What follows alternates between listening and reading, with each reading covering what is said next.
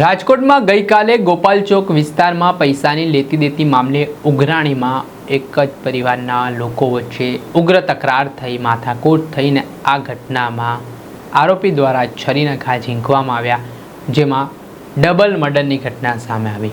શું મામલો છે, વિગતે વાત કરી। વૈષ્ણવજન તો તેને કહીએ જે પીડ પરાઈ જાનાને રે। દર્શક મિત્રો, નવજીવન ન્યૂઝમાં આપનું સ્વાગત છે। હું છું ફૈઝાન। રાજકોટમાં ગઈકાલે ગોપાલ ચોક વિસ્તારમાં શોકનું મોજું ફરી વળ્યું। ધોળકિયા પરિવાર પર આભ તૂટી પડ્યું, કેમ કે એક જ પરિવારના બે લોકોના છરીના ઘા ઝીંકીને આરોપીએ હત્યા નિપજાવી દેતા સમગ્ર વિસ્તાર હચમચી ઉઠ્યો છે। આ ઘટનામાં પૈસાની લેતી દેતીનો મામલો કહેવાઈ રહ્યો છે, જેમાં સુરેશ ધોળકિયા અને રાજેશ ધોળકિયા જેઓ કાકા ભત્રીજા હોવાની વિગત સામે આવી રહી છે। તેમના પર હાર્દિક ધોળકિયા નામના આરોપી દ્વારા છરીના ઘા ઝીંક્યા।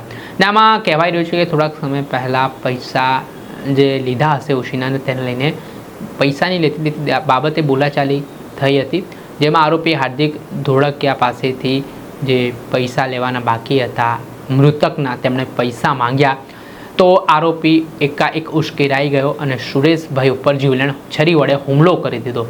આ ઘટનામાં વચ્ચે સુરેશભાઈને બચાવવા રાજેશભાઈ પણ પડ્યા અને તેમને પણ છરીઓના ઘા આરોપી હાર્દિક ધોળકિયા દ્વારા ઝીંકવામાં આવ્યા ને આ ઘટનામાં સુરેશભાઈને ગંભીર ઇજાઓ પહોંચતા તેમને રાજકોટની સિવિલ હોસ્પિટલ ખસેડવામાં આવ્યા, જો કે ફરજ પરના તબીબે તેમને મૃત જાહેર કર્યા। ત્યારે રાજેશભાઈને પણ ગંભીર ઇજાઓ પહોંચી હતી। લોહી હાલતમાં તેમને હોસ્પિટલ લઈ જવામાં આવ્યા હતા અને તેમની ટૂંકી સારવાર દરમિયાન મૃત્યુ નિપજ્યું છે અને આ ઘટનાથી ઘેરા પ્રત્યાઘાત પડ્યા છે। આ ઘટનાની જાણકારી સ્થાનિક પોલીસને થતાં ગોપાલ ચોકમાં બનેલી ઘટના બાદ હવે પોલીસ દોડતી થઈ છે ને હાર્દિક ધોળકિયા નામનો જે આરોપી છે તેને પણ માથાકૂટમાં ઈજા પહોંચી હોય તેવા સમાચાર મળ્યા છે। આ બાબતના સંદર્ભમાં હાર્દિક ધોળકિયા સામે પોલીસે ડબલ હત્યાનો ગુનો નોંધવાની તજવીજ હાથ ધરી છે અને જે રીતે આખો બનાવ જે પૈસાની લેતી દેતી મામલે જોતજોતામાં ઉગ્ર બન્યો ને વાત હત્યા સુધી પહોંચી, તેના કારણે રાજકોટમાં તેના ઘેરા પ્રત્યાઘાત પડ્યા છે। હાલ આ મામલામાં દિશામાં પોલીસ તપાસ કરી રહી છે કે કઈ રીતે આખો બનાવ બન્યો છે।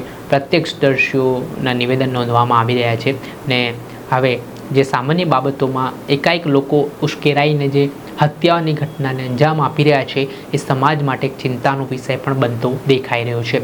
દર્શક મિત્રો, આવા જ વિડીયો જોવા માટે તમારી નવજીવન ન્યૂઝ જોતા રહો, લાઇક કરો અને વધુમાં વધુ શેર કરો।